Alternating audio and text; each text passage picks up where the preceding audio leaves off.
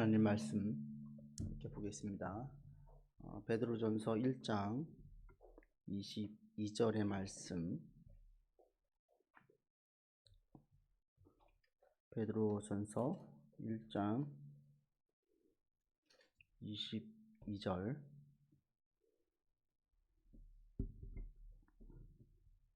같이 합독하겠습니다. 너희가 진리를 순종함으로 너희 영혼을 깨끗하게 하여 거짓이 없이 형제를 사랑하기에 이르렀으니 마음으로 뜨겁게 서로 사랑하라. 아멘. 오늘 본문은 사실 이제 13절로부터 22절까지 쭉 이어지는 내용입니다. 계속해서 우리가 실현에 대한 이야기를 할 때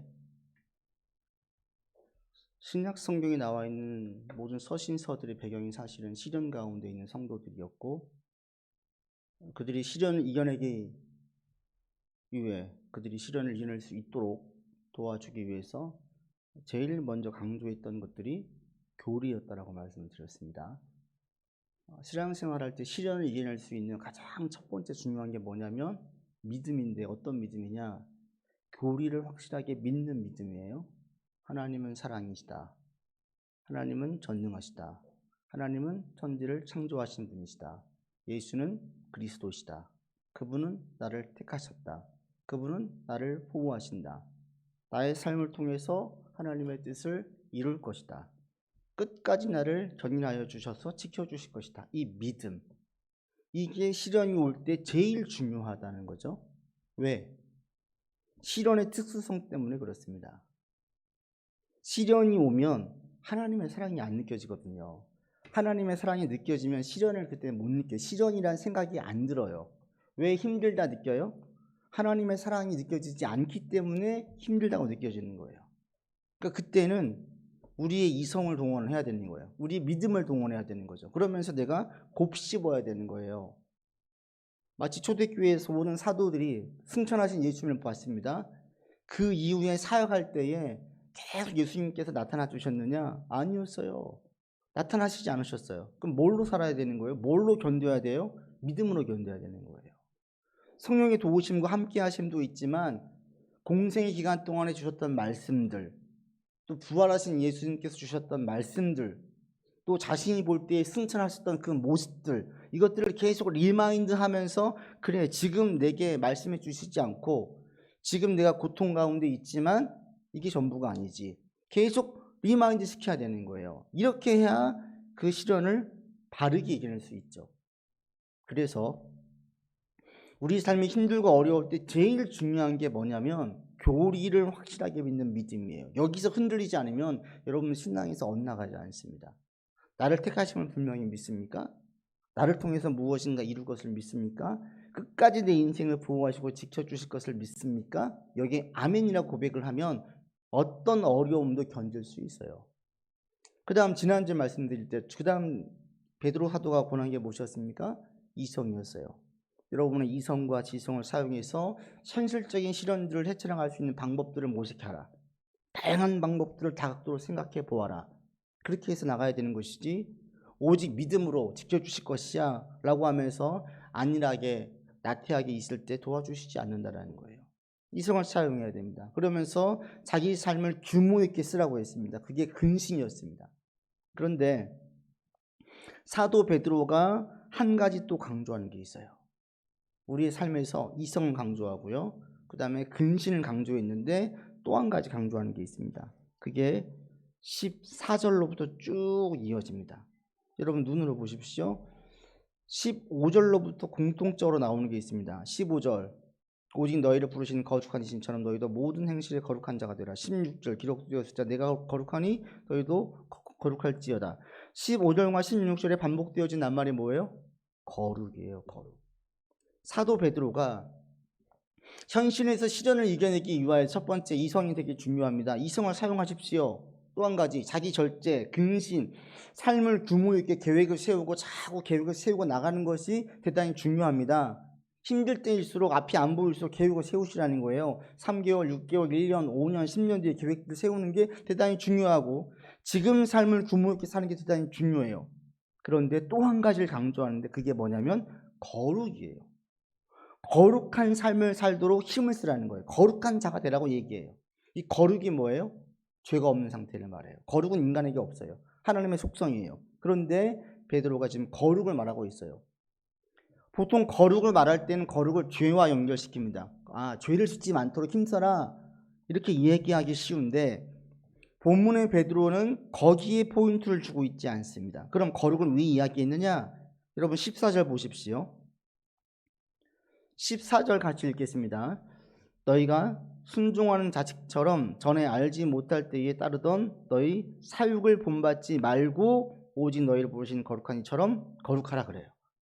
거룩을 왜 강조했냐면 14절 때문에 거룩하라고 얘기한 거예요. 어떤 거? 사육을 본받지 말라는 거예요. 사육이 사사로운 욕심이 아닙니다. 오늘 보면 사육이 뭐냐면 본능이에요. 본능. 본능대로 행동하지 않도록 거룩하라는 거예요.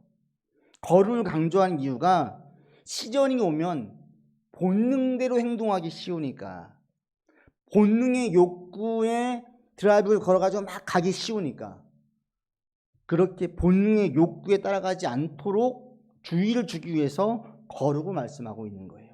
그러니까 여기서 말씀하신 거룩은 죄를 짓지 않게 힘써가 아니라 본능의 욕구에 따라가지 않도록 신경 써 이 말이에요. 힘들면, 시련이 오면 사람들은 다 심하게 표현하면 동물에 가까워져요. 일단 내가 살고 봐야죠.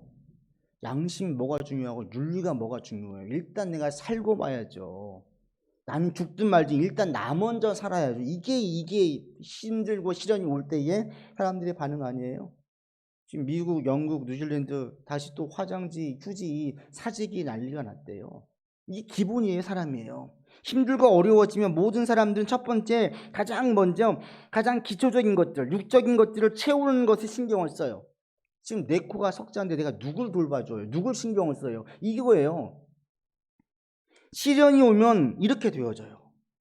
본능에 충실하게 되어져. 일단 먹고 사는 것, 내가 먹어야죠. 일단 내가 살아야죠.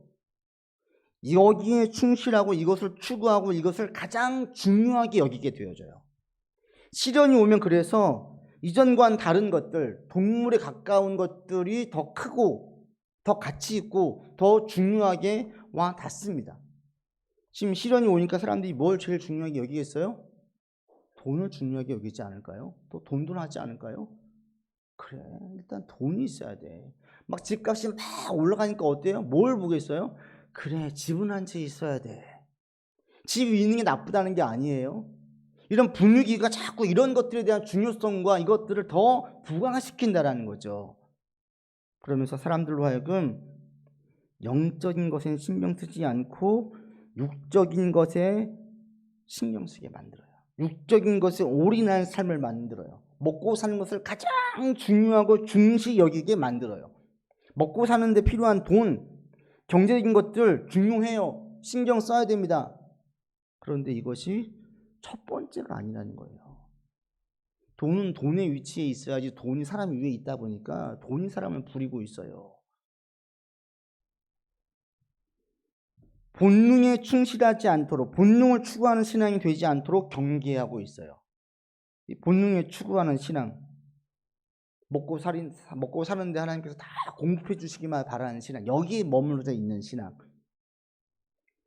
근데 예수님께서는 이 신앙을 가장 경계했었어요. 본능을 추구할 때 먹고 사는 것을 충족시켜주는 신앙에 대해서 예수님은 가장 싫어하셨어요. 오병이어 기적이 있었습니다. 그 이후에 사람들이 막 쫓아왔어요. 그 이전과는 다른 게 있습니다. 예수님은 쫓아다녀요. 어디 계시는지 막 쫓아다녀요. 사람들이 예수님을 찾는 데 열심을 냈어요. 언제? 오병이어 기적 이후에.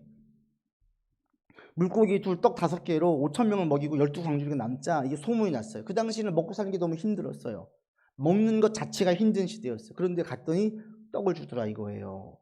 육적인 배를 채워주더라 이거예요. 그래서 사람들이 몰려들었어요. 그때 예수님께서 어떻게 하십니까? 그들을 책망하세요. 이적을 보고 따라오는 신앙만 또 못한, 이 먹는 것을 추구하는 신앙에 대해서 대단히 질타하세요. 그리고 그들이 받아들이기 어려운 메시지를 전하십니다. 너희가 나의 살을 먹고 나의 피를 마셔야 된다. 복음의 핵심을 말씀하세요. 받아들이기 어렵죠. 제정신인가? 많은 사람들이 떠나갔어요. 갔더니 떡을 준대, 갔더니 돈을 준대, 갔더니 먹고 살게 해준대, 가자 하고 몰려드니까 예수님 그들을 받아들인 것이 아니라 내쳤어요. 그 중심에 있지 않게 했어요. 신앙을 요한복음에 보니 신앙은 크게 세 단계로 나눌 수가 있는데 가장 저급한 신앙이 뭐냐면 먹는 것 때문에 쫓아오는 신앙. 예전 중국에서 선교 사역할 때 막 선교 보고 할 때 그랬거든요. 지금 엄청나게 사람들이 몰려들고 있습니다. 조금 지나지 않아서 그 사람들이 다 나갔어요. 왜 왔냐? 선교지에서 막 먹을 것을 주니까 몰려드는 거예요. 그랬다가 먹을 것이 딱 끊겨지니까 그 사람들이 썰물처럼 다 빠져나갔어요. 진짜 부흥이 아니었죠. 먹을 것을 보고 온 사람들은 먹을 것이 중단되어지면 다 떠나가요. 예수님 이 사람들 경계했어요.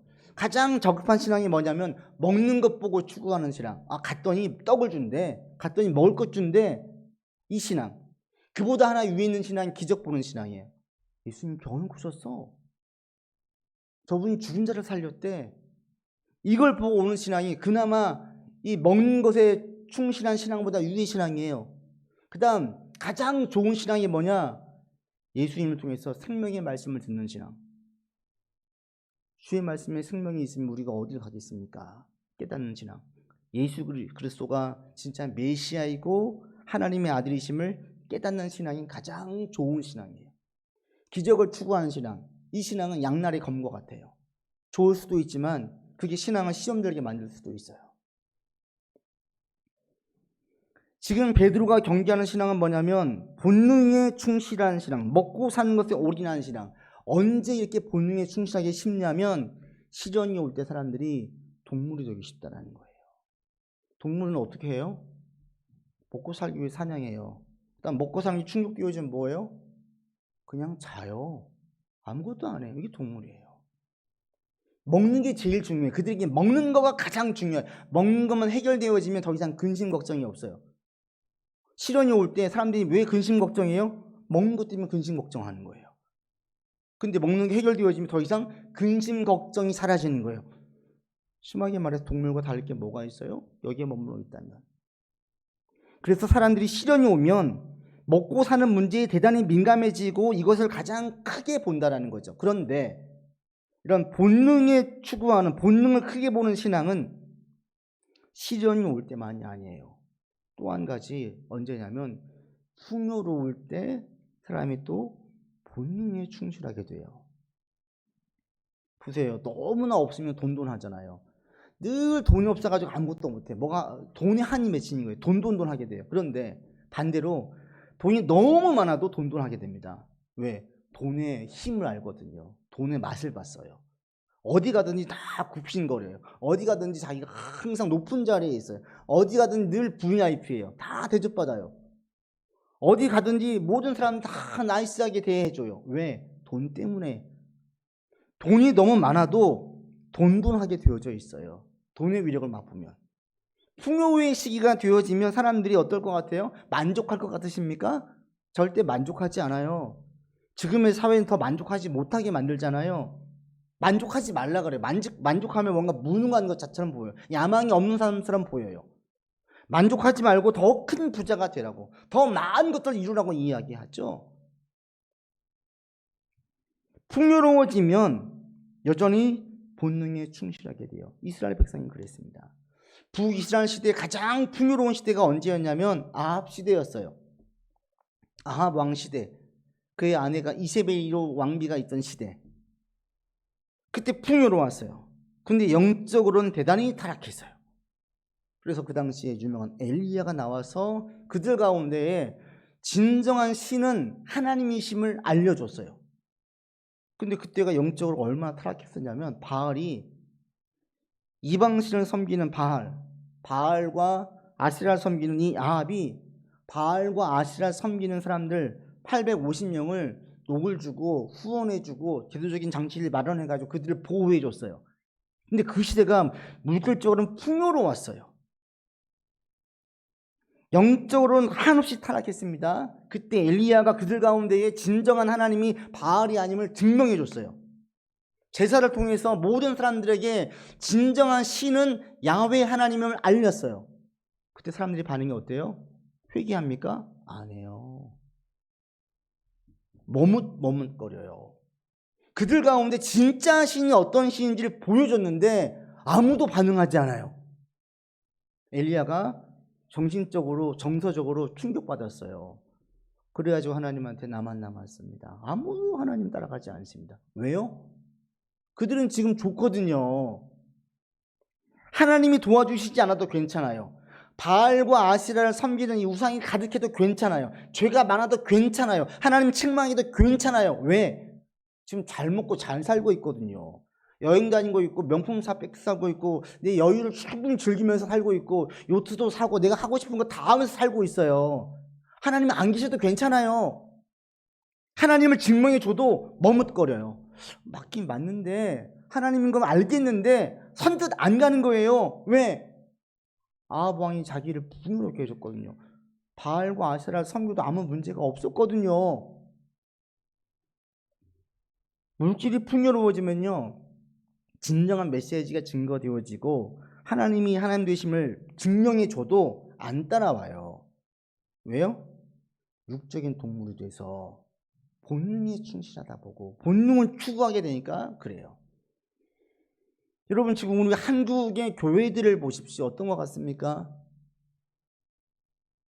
코로나가 터진 이후로 지금 시련이 계속되고 있어요. 이 시련 가운데에 지금 상당수의 사람들은 본능을 추구하고 있는 신앙으로 지금 전락하고 있어요.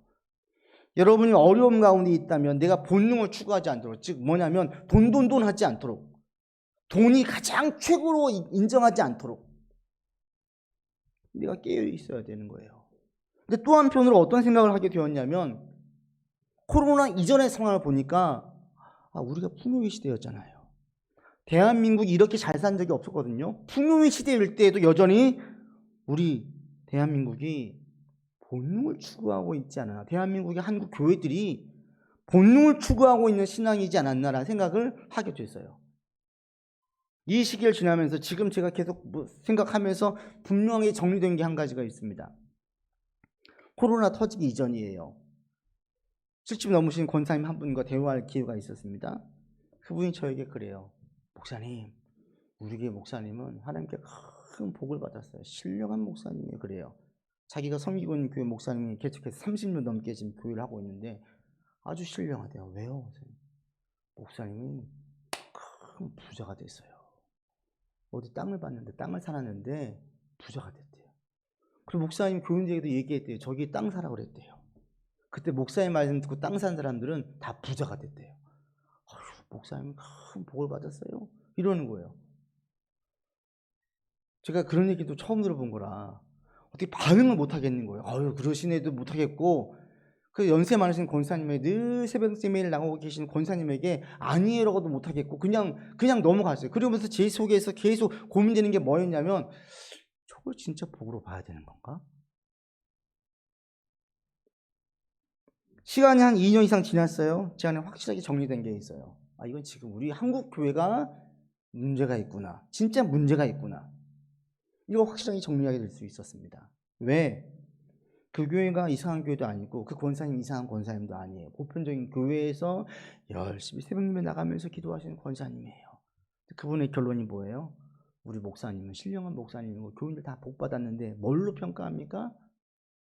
신앙 얘기하지 않아요. 돈 얘기하는 거예요.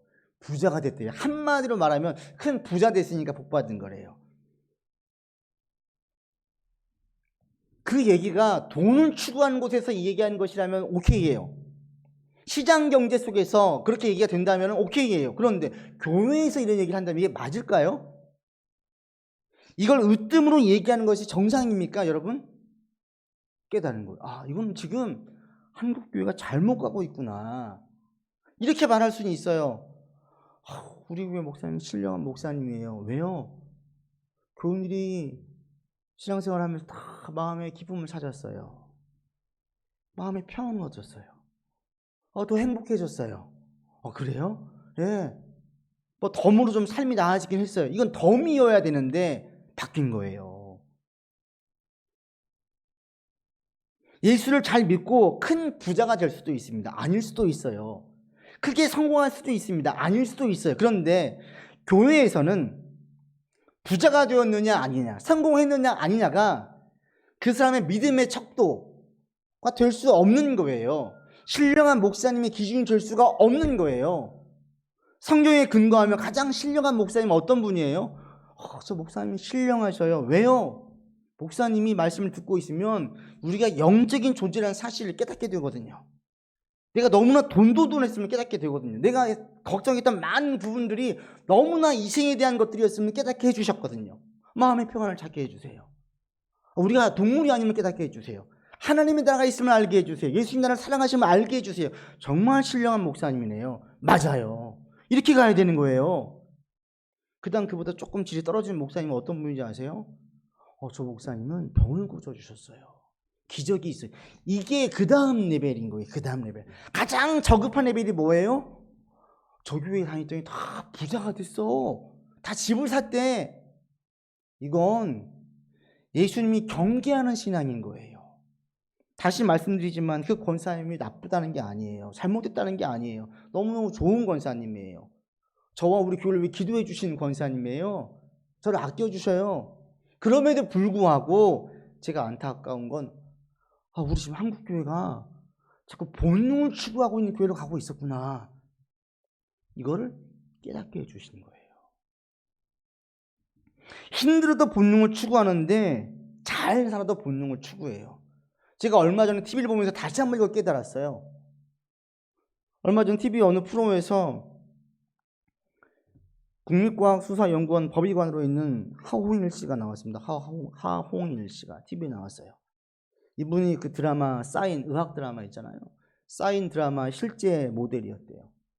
근데 이분이 쭉 이야기를 하다가 그런데 거기 있는 진행자들이 물어보는 거, 돈은 많이 버세요? 물어보는 거예요. 돈은 많이 먹고 이거 돈이 안 됩니다.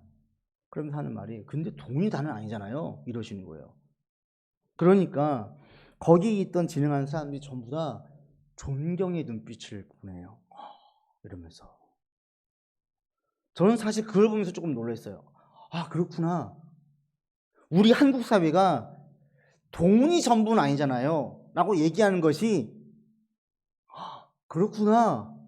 놀라게 만드는 사회가 된 이런 풍토 속에 지금 여러분이 살고 있다는 걸 알고 계십니까? 제 개인적인 생각으로는 1997 IMF 이후로 더 돈돈하게 된 건 아닐까라는 생각을 혼자 하게 됐어요. 지금 우리 한국 사회가 전부 다 큰 돈을 버는데 전부 다 방향이 맞춰져 있어요. 이거 쉽게 알 수 있는 게 아이들의 꿈이에요. 아이들에게 물어보세요. 뭐가 되고 싶은지. 다 뭐가 되고 싶다 그래요? 연예인 되고 싶다 그래요. 왜? 그러면 돈 많이 벌고 싶대요. 예전에는요. 저 어릴 때만 해도 우리의 꿈이 뭐였어요? 노벨상 받는 거였어요. 노벨상. 돈이 먼저가 아니었어요. 지금의 우리 한국 전체적인 한국 사회는 돈을 가장 중요한 사회가 됐어요. 다시 말씀드립니다. 돈이 필요 없다라는 게 아니에요. 먹고 사는데 돈이 있어야 돼요. 또 돈에 대해서 규모도 있어야 돼요. 근데 문제는 돈이 너무 높이 올라가 버렸어요. 돈이 우리 인생의 전부가 되어버렸어요. 최종 목표가 되었어요. 많은 돈을 벌으면 좀 든든하게 사는 거예요. 돈이 없으면 불안하게 사는 이런 한국 사회가 지금 조성되었습니다.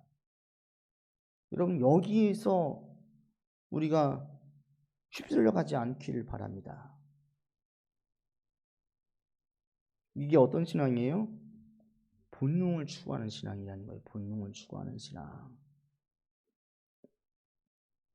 주변 사람들이 자꾸 나를 조급하게 만드는 거예요. 다 집 샀어요. 다 돈 벌었대요. 자꾸 나를 조급하게 만들어요. 너는 지금까지 집도 안 사고 뭐 했어? 너 돈 없어서 어떻게 할 거야? 노는 어떻게 보낼 거야? 다 불안을 조장해요. 준비하지 말라는 게 아니에요. 누누이 말씀드리지만 이것이 너무 높이 올라가 버렸어요. 그래서 하나님께 기도할 때 하나님 돈 주세요. 부자 되게 해주세요. 성공하게 해주세요. 여기에 다 메어져 있는 거예요. 이게 본능을 추구한 신앙이에요. 그러고 보니 실현의 시기만 본능을 추구한 게 아니라 우리나라가 지금 너무너무 잘 살 때에도 한국 역사상 이렇게 잘 산 적이 없었거든요. 세계사에서 이렇게 우리나라가 네임밸류가 올라간 적이 없었거든요. 이제 세계가 지금 다 한국을 선진국으로 인정해줘요. 이런 시기는 처음이에요. 근데 이때 더 본능에 충실하겠구나.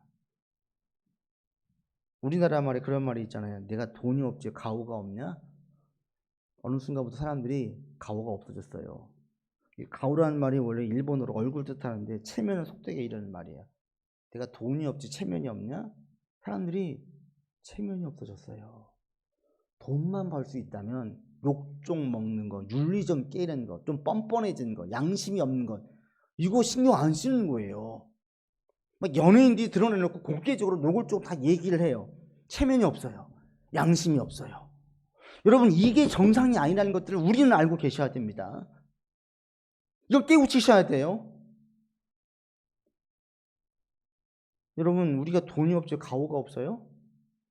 그렇게 살지 말자고요. 돈이 좀 부족해도 얼마든지 건강하게 살 수 있습니다. 돈이 좀 부족해도 얼마든지 행복하게 살 수 있습니다. 그런데 한국 사회는 돈이 없으면 행복하게 못 살고 돈이 없으면 건강하게 못 산다라고 생각하게 만들어요. 돈이 없으면 애들 교육시킬 수 없다라고 만들어요. 돈이 없으면 애들 잘 키울 수 없을 것 같고 내 삶이 행복하지 않을 것처럼 자꾸 만들어요. 여러분, 본능에 충실하지 않기 위해서는 규모 없는 지출도 분명히 줄여야 돼요. 너무나 우리가 돈을 막 쓰는 것도 줄여야 돼요. 그러나 너무 지나친 절제도 이것도 덕이 아니에요. 중요한 것은 여러분 삶이 돈돈하는 삶의 구조로 만들지 않아야 돼요. 지금 우리 한국 사회를 보세요. 전부 다 어떻게 했어요? 집을 살 때 너무 과하게 대출을 했어요. 내가 지금 감당하기 어려울 정도로, 감당할 수 있다면 괜찮아요. 대출 이자를 내고 좀 부담 없을 수 있다면 괜찮아요. 그런데 너무 과하게 막 갭 투자를 하게 되어지고, 지금 이 금리를 인상해서 다 긴장하고 있는데 이 금리 인상을 안 할 수가 없다고 하잖아요. 지금 우리가 금리 인상을 한 게 일본 과거 15년 전 일본과 똑같은 좀 비슷한 양상이라고 합니다. 안 할 수가 없대요. 근데 문제는 뭐예요? 금리 인상의 속도 조절이래요. 돈을 풀었는데 이 돈이 전부 다 부동산과 주식으로 몰린 거예요. 경기를 활성화시키기 위해서 돈을 풀었는데 그쪽으로 몰리지 않게 되는 거죠. 이게 15년 전 일본과 똑같대요. 그랬더니 일본이 돈을 막 풀었더니 사람들이 돈을 막 쓰고 다녔어요. 막 즐겼어요. 어떤 사람 요트 샀다 그러고 막 집 어떤 사람 150채를 샀다 그러고. 그랬는데 일본이 불안해지니까 금리를 올렸어요. 2년 사이에 2%였던 금리가 6%까지 올라갔어요. 막 쓰나미처럼 무너지기 시작한 거예요. 잃어버린 10년이 아니라 잃어버린 20년, 30년이 간 거예요. 여기 반면교사를 삼아서 우리나라도 지금 금리를 올렸어요. 계속 올라갈 겁니다. 문제는 속도예요. 이럴 때 내가 지금 감당할 수 없는 구조 가운데 있는 분들은 어때요? 불안한 거예요. 이미 자기의 삶을 돈돈돈 하는 삶의 구조로 넣어버렸어요. 많은 사람들이 그런 구조 속에 자기를 집어넣었어요. 다 그렇게 하니까. 그러면 큰 돈 벌 수 있으니까. 그랬더니 어때요? 불안한 거예요. 지금 여러분 삶이 돈돈돈하는 삶의 구조 속에 있다면 최대한 빨리 속히 그런 구조를 개선시킬 수 있기를 바랍니다. 돈을 필요하지만 돈이 내 삶의 전부가 되지 않는 구조로 만들어 놓아야 돼요. 그렇게 하지 않으면서 하나님께 기도한들 여러분 소용없습니다. 내가 힘든 구조, 돈돈돈한 구조를 만들어 놓고 하나님 저 돈돈돈하지 않게 해주세요 라고 얘기한다는 것은 이거 앞뒤가 안 맞잖아요. 제가 어리석었습니다. 제가 그냥 헷가닥 했습니다. 주변 다 집 사고 다 하다 보니까 저도 그냥 너무나 무리하게 투자를 해가지고 제가 지금 그만 돈돈돈하는 구조 속에 들어왔습니다. 회개하세요. 그리고 하루빨리 규모 있게 만드셔서 그런 구조에서 탈피하셔야 돼요. 아직 그런 구조 속에 안 들어가 있다면 여러분 계속 지혜롭게 삶을 꾸려가시길 바랍니다. 우리의 삶이 돈 하는 삶의 구조가 되지 않도록, 돈을 가장 중요하게 여기는 삶으로 만들지 않도록 여러분 구조를 만드셔야 돼요. 이게 본능에 충실한. 그렇지 않으면 세상을 더 집착하게 되어지고요, 더 중요하고 가치 있는 것이 무엇인지를 놓치게 만들어요. 본능을 추구한 신앙들은 진정한 메시지가 올 때, 엘리야를 통해서 하나님이심을 증명될 때에 머뭇거려요. 순종하지 않아요. 헌신하려고 하지 않아요. 더 가치 있는 것들을 추구하려고 하지 않아요. 그냥 거기에 만족해요. 내가 지금 이렇게 누리고 있는데, 좋은 차 타고 있고 좋은 집 살고 있고, 내가 이렇게 지금 행복한 적이 없는데 여기서 벗어나고 싶지 않지요. 영적인 메시지에 반응하지 않아요. 나도 모르는 사이에 동물원에 있는 호랑이처럼 받아주는 거 넙석넙석 먹으면서 계속 병들고 가는 것을 모르는 거예요. 그런 사람들은 세상에서 결코 하나님의 영광을 드러낼 수 없습니다. 세상 사람들과 똑같은 삶을 살게 됩니다. 그래서 코로나 터지고 한국 교회가 지금 용왕욕골이 됐는지 모르겠습니다.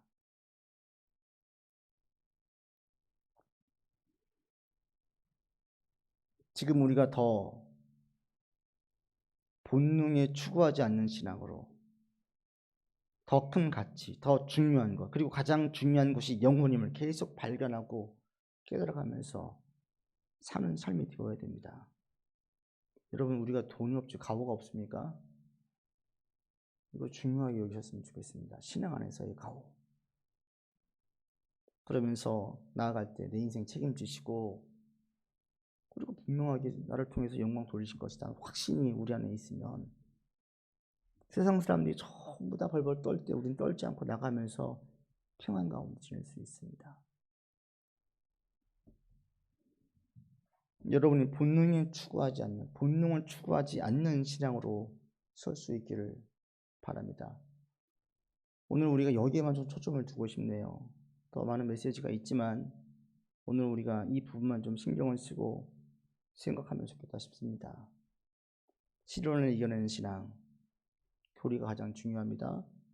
그리고 또 한 가지, 이성과 근신과 거룩을 중요하게 여기고 나가야 됩니다. 본능을 추구하지 않도록, 본능을 따라가지 않도록. 말씀 맺습니다. 여러분 지금 힘든 가운데 있습니까? 이성과 근신과 거룩으로 지금의 시기를 이겨낼 수 있기를 바랍니다. 자꾸 본능을 추구하고 만들고 이게 가장 크고 가치 있다라고 얘기하는 주변에서 TV만 틀어보세요. 전부 다 돈돈하게 만들잖아요. 그런 세상 속에서 돈 필요하지만 좋지만 그게 으뜸은 아니야. 최고는 아니야.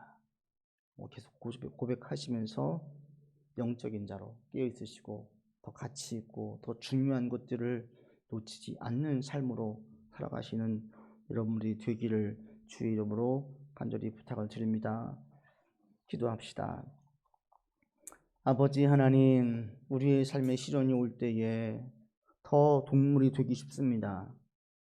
먹고 사는 문제가 가장 중요하게 와닿고 이것을 가장 크게 여기기 쉽습니다.